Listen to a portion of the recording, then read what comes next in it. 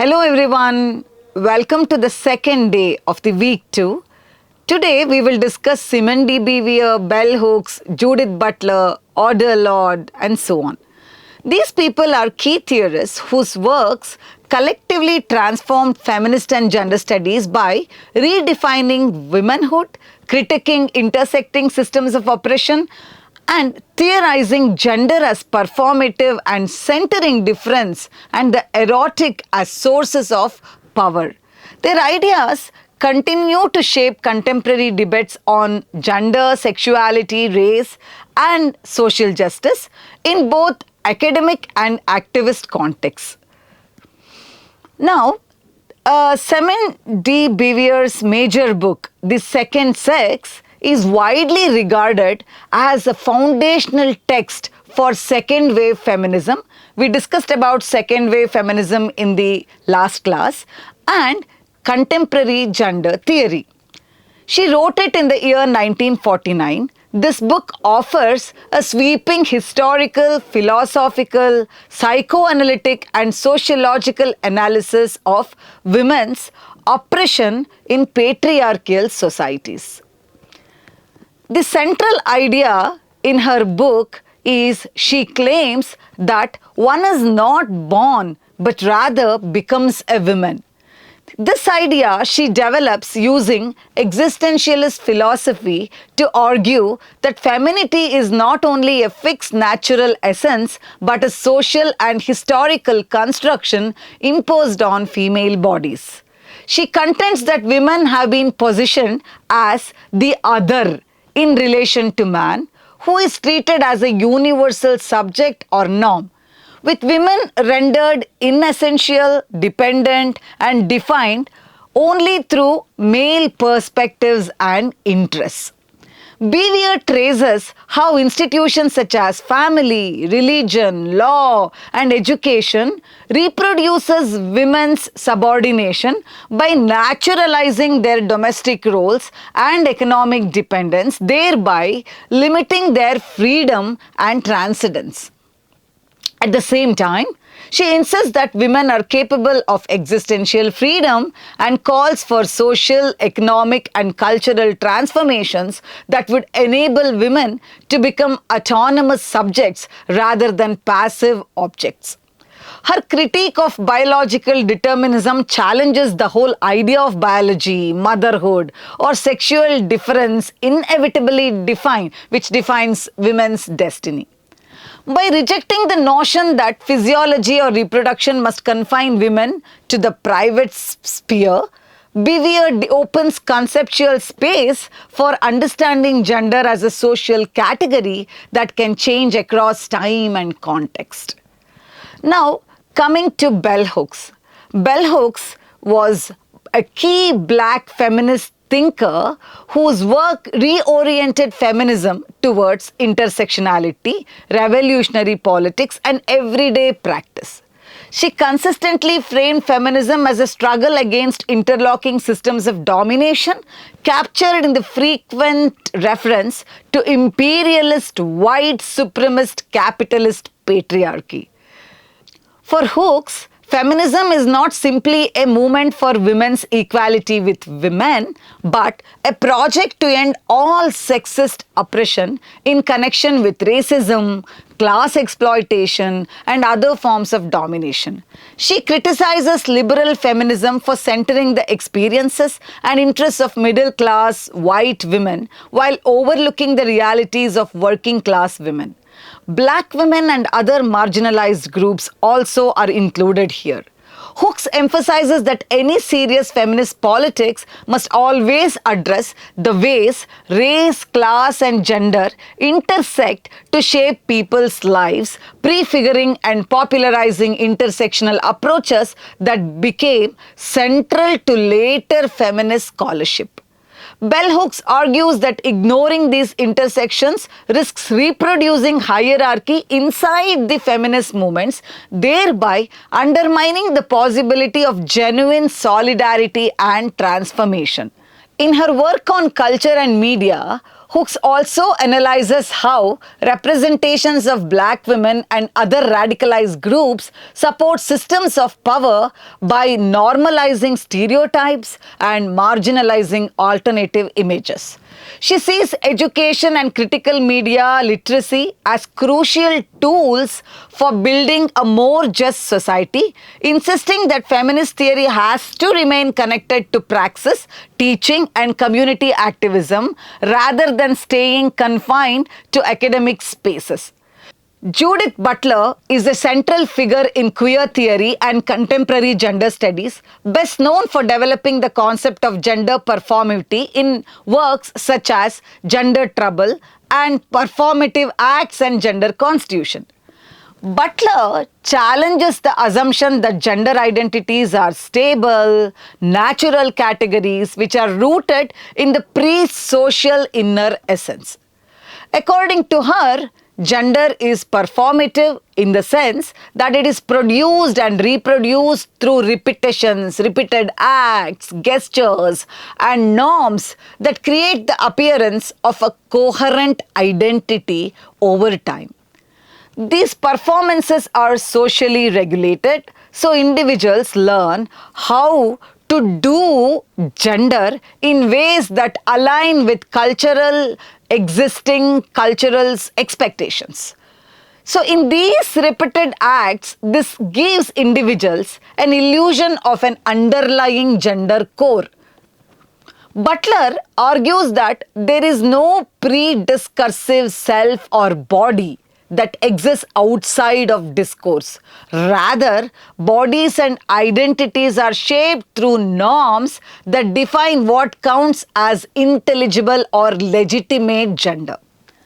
This perspective destabilizes binary categories of man and women, and it helps explain how those who do not conform to dominant norms such as transgender or gender non-conforming people can be rendered unintelligent or excluded. Most importantly, Butler also emphasizes the possibility of subversive performances that expose the constructed nature of gender norms. By citing and repeating gender in unexpected or parodic ways, such as through drag or non-normative embodiment, individuals and communities can challenge the authority of existing norms and open new possibilities for living gender differently. Audre Lorde was a black lesbian feminist poet, essayist, and activist whose work foregrounds the politics of difference, transformative power of the erotic. She frequently described herself as black, lesbian mother, warrior, poet, signaling the inseparability of her multiple identities and her commitment to confronting racism, sexism, homophobia, and class oppression. Her influential essay, The Uses of Erotic, The Erotic as Power, Lorde redefines the erotic as a deep, spiritual, and emotional source of knowledge and empowerment rather than merely sexual pleasure. She argues that patriarchal societies distort and trivialize the erotic, teaching women to fear or suppress the internal resource because it has the capacity to fuel resistance, creativity, and joy. For Lorde, the erotic connects feeling, knowledge, action, and helping individuals recognize what is life affirming and what is oppressive in their personal and social worlds. When women reclaim the erotic, they gain the energy and clarity to refuse conditions that deny their deepest sense of satisfaction and to demand social arrangements that make more fulfilling lives possible. Lorde also insists that differences should be seen as a source of strength rather than a threat, criticizing feminist and progressive movements that treat black women, lesbians, and other marginalized groups as peripheral. She argues that failing to confront racism and heterosexism within feminism reproduces the very structures of domination that feminism seeks to dismantle, and she calls for coalitional politics built on mutual recognition and shared struggle. Now, let's try to compare the perspectives of these four theorists who share a commitment to challenging naturalized ideas about gender. Some of the key points of convergence and divergence in their approaches are these four theorists focus and view gender politics and praxis as some kind of an oppression. So, for example, Simone de Beauvoir's existentialist account of women's oppression, she says women as other, and becoming a woman gender is a historical and social construction imposed on female bodies rather than a biological destiny. Now, coming to bell hooks, she critiques the domination interlocking systems of imperialist white supremacist capitalist patriarchy, and she says gender cannot be analyzed separately from race and class. Oppression is intersectional. She calls for revolutionary feminism centered on ending all forms of sexist oppression, especially for marginalized groups.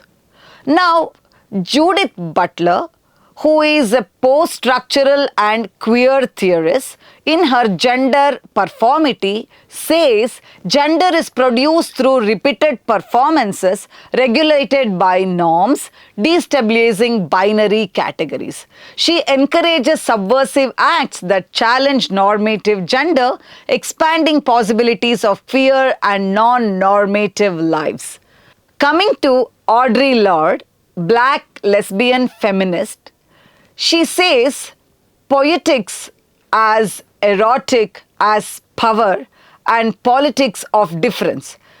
Gender and sexuality are lived at the intersections of race, sexuality, and embodiment with difference as resource. She urges reclaiming the erotic and embracing difference to fuel resistance, creativity, and coalition. Where Beauvoir opened the way of thinking of womanhood as socially produced rather than biologically fixed, Hooks and Lorde insisted that any such analysis must attend to race, sexuality, and class. Butler then further destabilized the category of women by arguing that gender itself is performatively constituted, which has profound implications for feminist and queer politics. At the level of praxis, Hooks and Lorde emphasize radical coalitional activism and the transformation of everyday life, while Beauvoir foregrounds existential freedom and Butler focuses on subversive performances and the critique of norms. Taken together, their works underlines the struggle over gender and also the ways struggle over knowledge, embodiment, representation, and political power.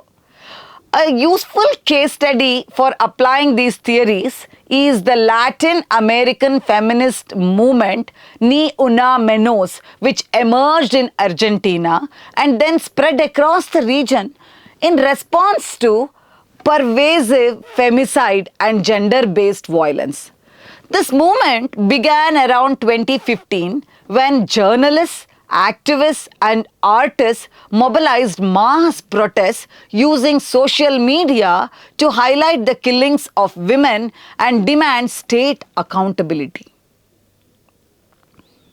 From Beauvoirian perspective, Ni Una Menos exposes how women remain positioned as the other, whose lives are treated as disposable within social, legal, and economic structures. The movement's insistence that not one woman less challenges a context in which women's existence is devalued and their freedom to live and move safely is denied, echoing Beaver's argument that women's oppression is rooted in being reduced to objects rather than recognized as autonomous subjects. Bell Hook's framework of interlocking systems of domination helps illuminate us how Ni Una Menos links gender violence to broader structures of inequality, including poverty, racism, and political corruption. Activists in the movement connect domestic and intimate partner violence with economic precarity and state neglect, reflecting Hook's claim that feminism must confront intertwined systems of power rather than treating gender as an isolated axis of oppression. Judith Butler's theory of performativity and subversive acts can be seen in the movement's use of public performance, protest marches, and symbolic actions that disrupt normative understandings of gender and safety in public space.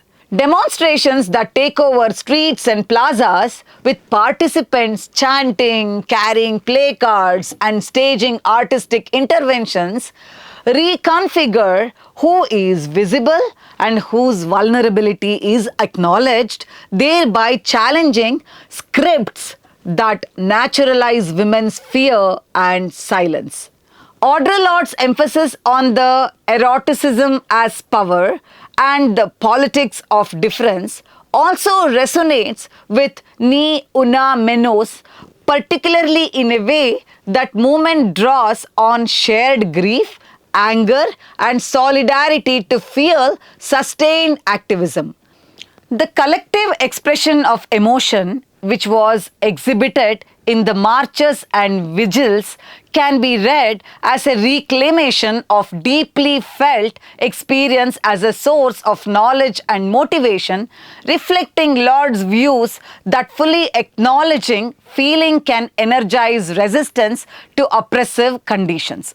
Furthermore, Ni Una Menos has attempted to build coalitions across differences of class, race, sexuality, recognizing that gender violence affects women and gender diverse people in unequal ways. This effort to connect diverse experiences while refusing to erase differences aligns with the intersectional commitments of Hooks and the insistence by the Lorde that feminist movements must confront racism, heterosexism, and other exclusions within their own ranks. Through this case study, it becomes clear that the theoretical insights which was developed by Simone de Beauvoir, Bell Hooks, Judith Butler, and Audre Lorde can be used together to analyze contemporary feminist movements, revealing how structures of oppression operate and how collective action can challenge them at multiple levels. Their combined perspectives offer powerful tools for understanding and transforming gendered violence and inequality in local and transnational contexts. Thank you.